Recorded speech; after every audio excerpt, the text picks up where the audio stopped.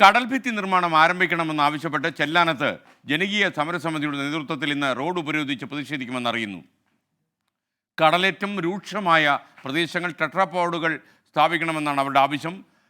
MLA KN ഉണ്ണികൃഷ്ണൻ്റെ ഓഫീസിലേക്ക് കോൺഗ്രസ് ഇന്ന് മാർച്ചും നടത്തുമെന്നറിയുന്നു.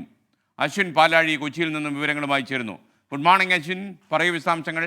ഇപ്പോൾ പ്രതിഷേധ സ്ഥലത്താണോ അശ്വിൻ ഉള്ളത്? പറയൂ.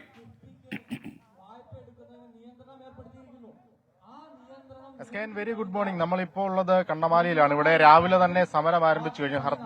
തീരദേശപാത ഉപരോധിച്ചുകൊണ്ടാണ് നൂറുകണക്കിന് വരുന്ന നാട്ടുകാർ സമരത്തിലേക്ക് കടന്നിരിക്കുന്നത്. ഇന്നലെ ആരംഭിച്ച സമരമല്ല, കഴിഞ്ഞ 1400 ദിവസങ്ങളായി ഇവർ സമരത്തിലാണ്. അതിന്റെ മറ്റൊരു മുഖത്തേക്ക് കൂടി കടക്കുകയാണ്. കാരണം കഴിഞ്ഞ ദിവസങ്ങളിൽ ഇവർക്ക് വീടുകളിൽ ജീവിക്കാൻ കഴിയാത്ത അവസ്ഥയിലേക്ക് കടൽക്കയറ്റം അത്രത്തോളം രൂക്ഷമായി വന്നിരുന്നു എന്നുള്ളതാണ് ഏറ്റവും പ്രധാനപ്പെട്ട കാര്യം.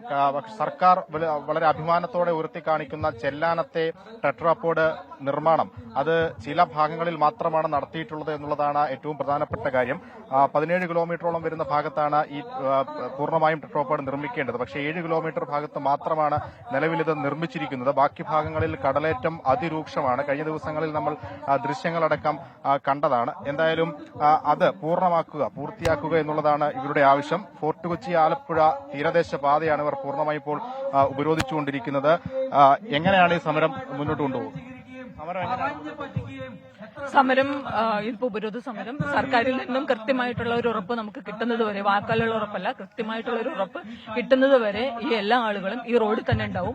ആരും വീട്ടിലേക്ക് തിരിച്ചു പോകുകയാണ് പ്രധാനപ്പെട്ട ആവശ്യം എന്ന് പറഞ്ഞിട്ടുണ്ടെങ്കിൽ നമ്മുടെ തീരത്തിന്റെ മണ്ണ്, തീരക്കടലിന്റെ ആഴം കൂടുന്നതാണ് ഇതിന്റെ ബേസിക് ആയിട്ടുള്ള പ്രശ്നം. അതായത് കൊച്ചിൻ പോർട്ട് അടിക്കുന്ന ആ മണ്ണ് ഈ തീരത്തടിച്ച് തീരത്തിന്റെ ആഴം കുറയ്ക്കുക എങ്കിലേ ശാശ്വതമായിട്ടുള്ള ഒരു പരിഹാരം ആവുള്ളൂ. നമ്മുടെ തീരം ഒറ്റക്കെട്ടായിട്ട് സംരക്ഷിക്കണം. ഒറ്റക്കെട്ടായിട്ട് മുറിച്ച് സംരക്ഷിക്കുകയല്ല, ഒറ്റക്കെട്ടായിട്ട് ഈ തീരം സംരക്ഷിക്കണം. അതിന് വേണ്ടിയിട്ടുള്ള ഒരു പരിഹാര മാർഗമാണ് നമുക്ക് വേണ്ടത്. അങ്ങനെ ഒരു ഉറപ്പാണ് സർക്കാരിന്റെ ഭാഗത്തുനിന്ന് നമുക്ക് വേണ്ടത്.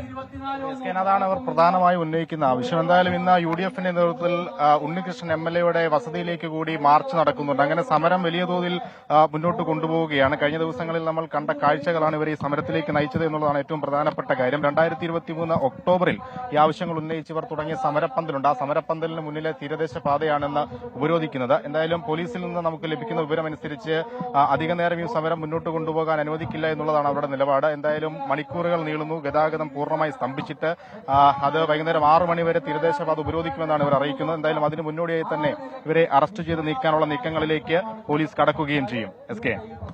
Okay, thank you. അശ്വിൻ പാലാഴിയാണ് കണ്ണമാലിയിൽ നിന്നും വിവരങ്ങൾ റിപ്പോർട്ട് ചെയ്തത്. അവിടെയാണ് റോഡ് ഉപരോധിച്ച പ്രതിഷേധം നടക്കുന്നത്.